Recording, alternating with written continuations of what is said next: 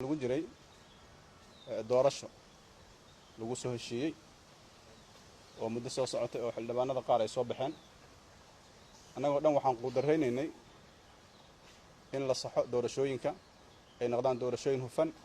cadaalad ah lagu kalsoonaa karo natiijo wax ku ool ah oo keeni karta qarannimada Soomaaliya ee dawladnimada inay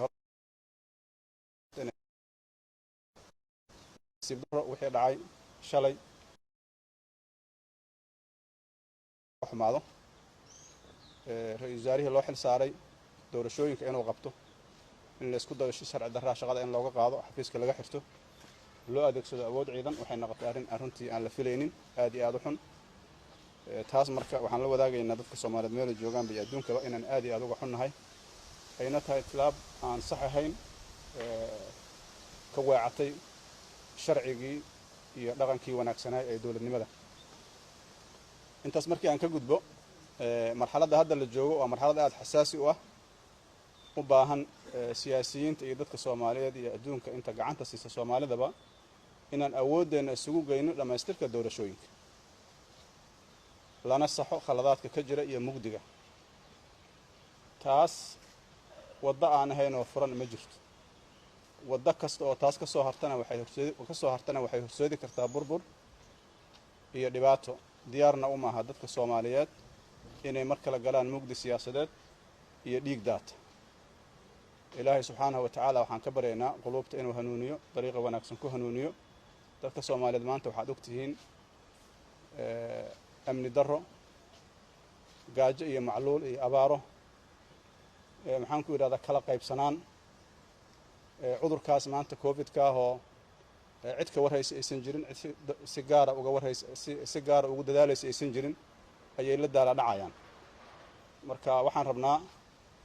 inaan soo jeedino in madaxda dawlad goboleedyada iyo ra'iisul wasaaruhuba ay dardar geliyaan arrimaha doorashooyinka tabashooyinka iyo mugdiyada jirana la saxo horena loo socdo arrinta labaadna waxa waaye dadka Soomaaliyeed maadaama ay macluul adag ay jirto in loo istaago ayagana sidii dadka tawaalaysan loo gargaari lahaay dadka waxaystana ay gacan uga geysan lahaayeen dadka wajigooda uga gidi lahaayeen adduunkuna ugu soo gurman lahaay waxaan rabaa sidaas oo kale in ciidamada qalabka sida oo loo barbaariyay ama loo abaabiyay inay ka difaacaan dalka cadawga dadka Soomaalida ay difaacaan ay ka shaqeeyaan sareynta sharciga iyo cadaaladda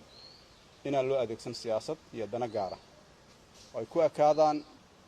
wixii loo aasaasay ilaaliyaan sharciga dhowraan sharciga iyo mabaadi'da dawladnimada aysan ku milmin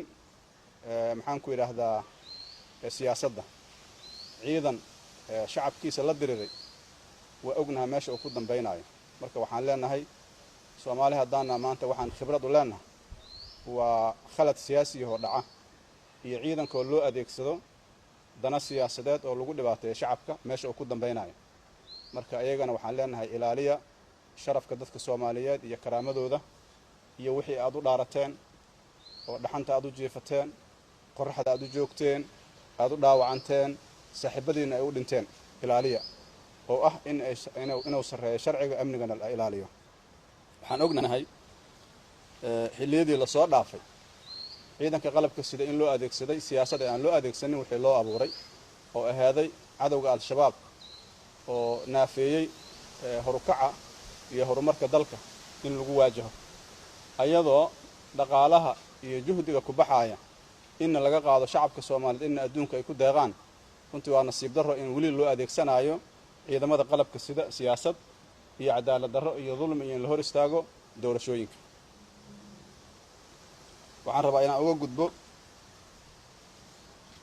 madaxweynaha xilligiisu dhamaaday madaxweyne Maxamed Cabdullaahi Farmaajo dadka Soomaaliyeed waxay ku muujiyeen kalsooni waxay ku siiyeen codkoodii waana lagu la shaqeeyay intii karaan ah doorashada hadda socota qayb ayaad ka ahayd adaa hogaaminayay oo soo saxiixday raaliyaad ku ahaaday adoo raali ayaad ku wareejisay baarlamaanka hortiisa waxaad ku wareejisay ra'iisul wasaaruhuna inta aan ognahay wuxuu ku mashquulsan yahay hirgelintii wixii loo xil saartay oo ah doorashooyinka inuu hirgeliyo marka waxaan ku leenahay u daa ra'iisul wasaaraha shaqadiisa ha ka faragelinin xilligaaga waa dhammaaday dadka Soomaaliyeed iyadoo xilligaaga dhammaaday inay kula shaqeeyaan ay ka aamusaan ay goosteen marka ku darsanin ina adiga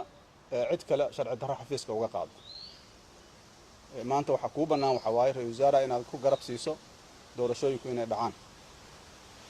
maanta qofka kursiga fadhiya wax alla wixii doorasho u baahneed heli kara waa adiga marka inaad doorashada hor istaagto waa nasiib darro